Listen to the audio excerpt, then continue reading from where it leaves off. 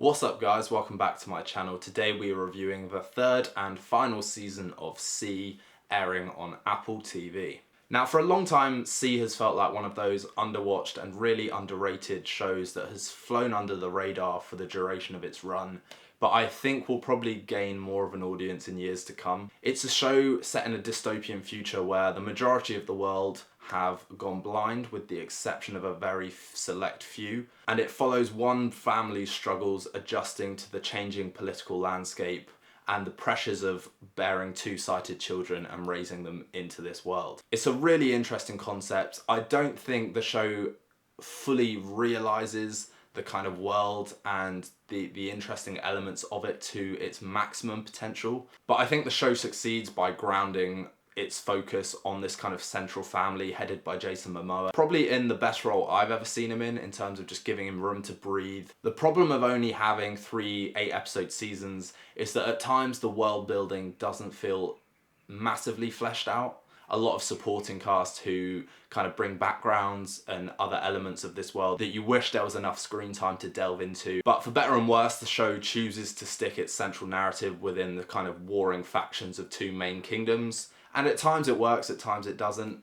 Season 3 felt like it had probably the most simple story in terms of political stakes. It really stripped back the kind of political complexities and intrigue. I never felt too riveted or engaged in the politics of this world, just because a lot of the time it was happening between characters who you didn't really know or care about too much. Where this show absolutely dominates across the board in probably any television on at the moment is in the action. The context and challenge of having a world in which everyone is blind really provides some fantastic creative opportunities to choreograph and stage big set pieces.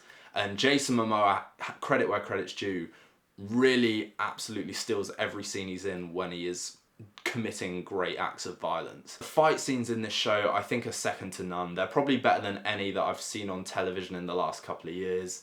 Definitely better than Rings of Power, House of the Dragon, any of the Marvel shows. And I think for me, the stunts were always what kept me hooked. I don't think the show gets better than its season 2 finale.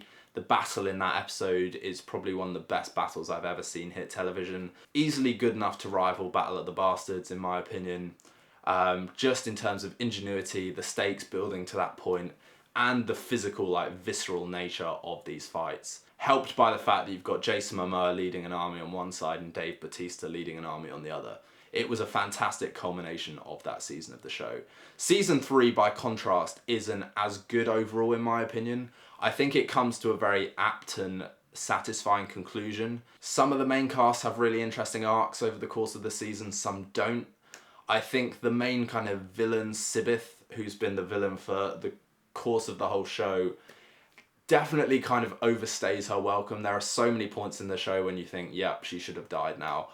But kind of to your frustration keeps managing to escape. And she has an absolutely phenomenal screen presence. I do think the narrative struggles to justify keeping her alive a lot of the time, but she does steal pretty much most scenes she's in, and would definitely have been a missed presence in this final season. But overall, it was a good conclusion to a show that a lot of the world is sleeping on right now.